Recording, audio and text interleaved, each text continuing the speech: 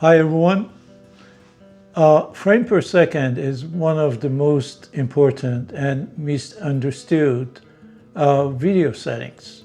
Should you shoot 24, 30, 60, 120 or 240 frames per second? Each frame has a unique look, has its own character, and choosing the wrong frame per second can simply ruin your footage. In this video, I'm going to break down the most common frame rates and also show you when to use it and how to use it. But what is frame rate? Frame rate, or FPS, frame per second, means how many individual image your camera captures in a second. So if you're shooting 24 frames per second, it means your camera captures 24 images in 1 second. More frame rates creates smoother footage, smoother image, and fewer frames creates more motion blur and a cinematic look. But remember that smoother doesn't mean better. It all depends on the story that you're telling your audience.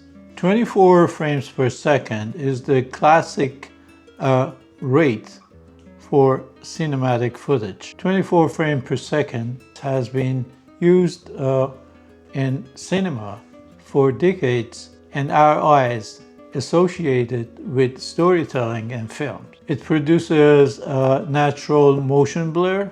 It's kind of choppy, and it gives you the most cinematic look. It is best for YouTube, cinematic video, interviews, and also storytelling content.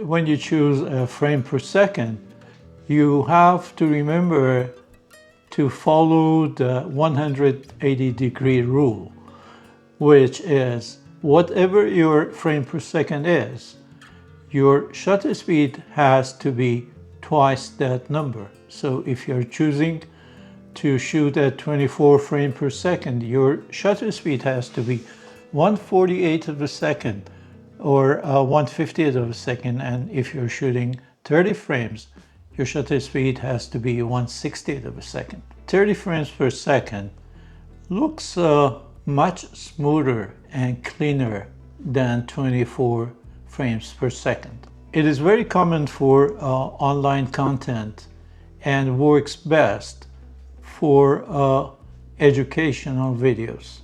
When you use 30 frames per second, it gives you a cleaner motion, less cinematic blur, and more realistic and natural movements. It is mostly used for vlog and YouTube videos, interviews, and corporate and educational content. And remember that if you don't want your video to look very cinematic, you can shoot at 30 frames per second.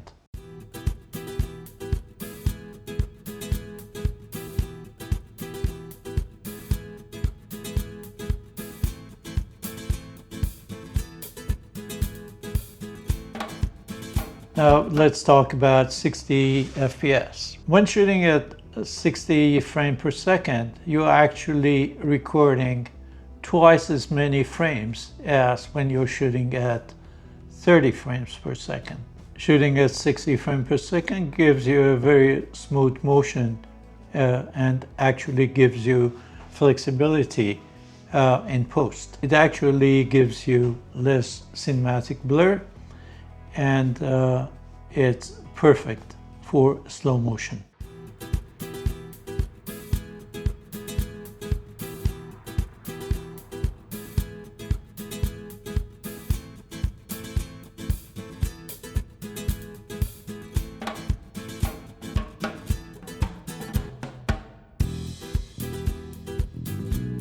You can shoot 60 frames per second or even higher, something like 120 frames per second when you're shooting sport, wildlife, handheld movement, and it also gives you the opportunity to create slow motion. You can slow down 60 frames per second to 24 frames per second or 30 frames per second. But I really don't recommend that you ever slow down 24 frames per second, because you're not going to get a proper and usable image. Frame rates like 120 and 240 are designed entirely for slow motion. So if you slow down a 120 frames per second on a 30 frames per second timeline on your editing software, so it's going to be slowed down 4 times.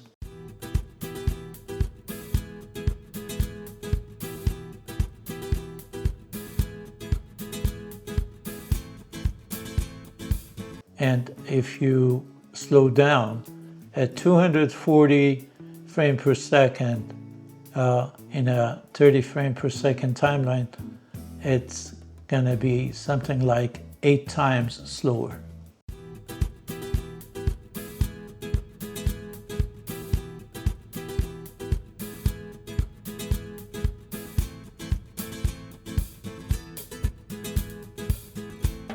And let me tell you that one of the biggest mistakes is to mix different frame rates without any intention. And another mistake is to shoot everything at 60 frames per second or 120 frames per second, because the file size is going to be huge and it's going to eat up your storage space. Frame rate is not about right or wrong, it's about purpose. 24 frames feels cinematic, 30 frames is natural, and 60 frames per second or higher gives you flexibility. Thank you so much, guys, for watching the video.